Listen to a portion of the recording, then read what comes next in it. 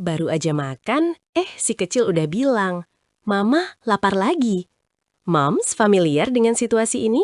Jangan panik dulu.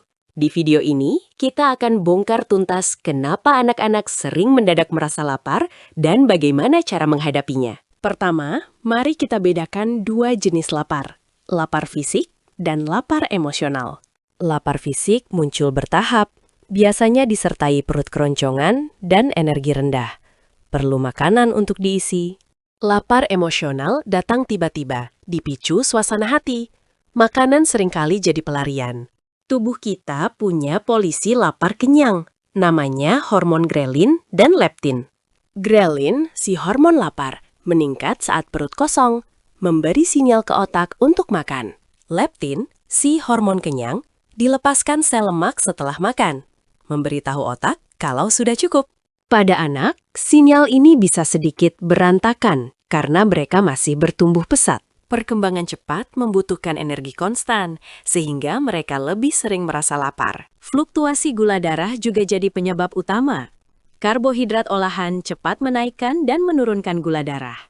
Saat gula darah turun drastis, otak mengirim sinyal darurat, makan sekarang. Padahal itu bisa jadi cuma lapar palsu, karena jenis makanan yang dikonsumsi. Kurang tidur juga memengaruhi hormon lapar. Anak yang kurang istirahat cenderung lebih sering merasa lapar. Ini karena tubuh mencoba mengkompensasi kurangnya energi dengan mencari makanan. Selain biologis, lingkungan dan emosi juga berperan besar dalam lapar mendadak ini. Bosan adalah pemicu klasik.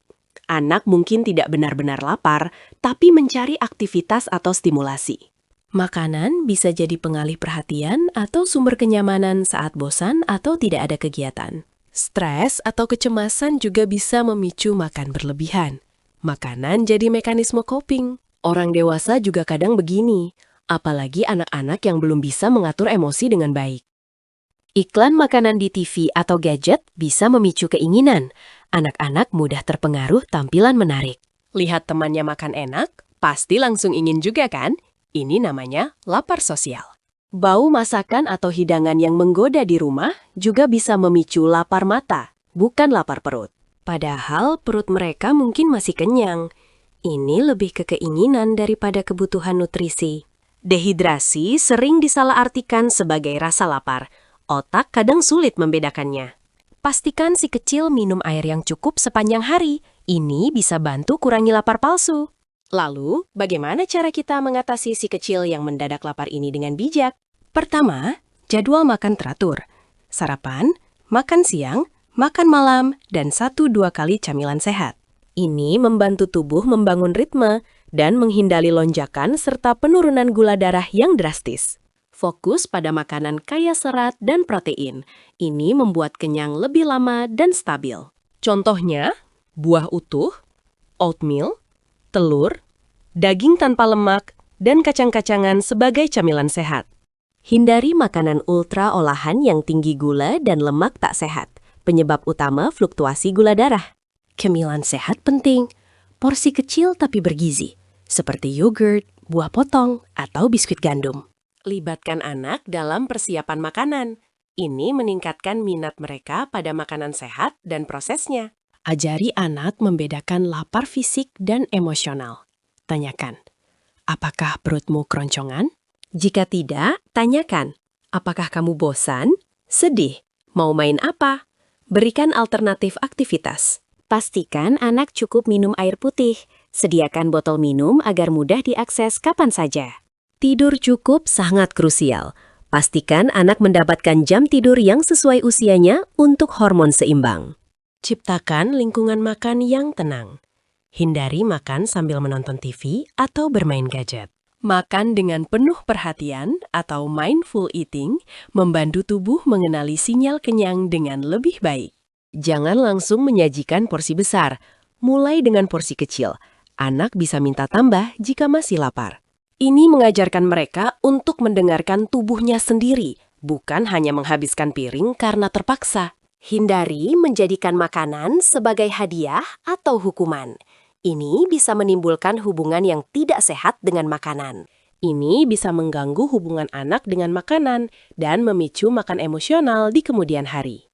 Sediakan pilihan sehat yang mudah dijangkau, buah-buahan atau sayuran stik yang sudah dipotong di kulkas. Ini memudahkan anak memilih makanan bergizi saat lapar, tanpa harus meminta bantuan.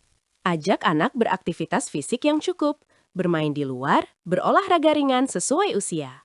Gerak aktif membantu mengatur nafsu makan dan menjaga energi stabil, serta meningkatkan mood.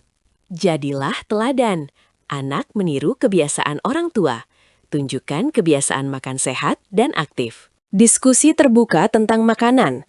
Ajari tentang nutrisi dan mengapa kita butuh makan sehat. Gunakan bahasa yang positif, jangan membuat makanan jadi musuh atau hadiah yang bersyarat.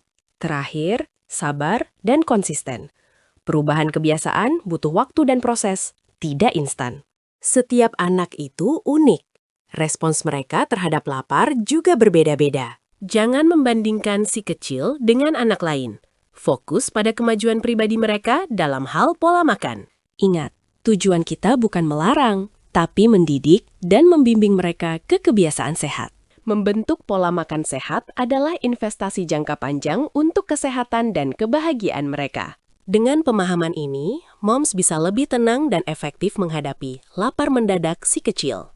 Semoga tips ini bermanfaat buat moms di rumah dalam membimbing buah hati. Selalu berikan yang terbaik untuk tumbuh kembang buah hati kita tercinta. Jangan lupa like dan subscribe untuk update seru lainnya tentang parenting dan tips keluarga. Sampai jumpa di video berikutnya.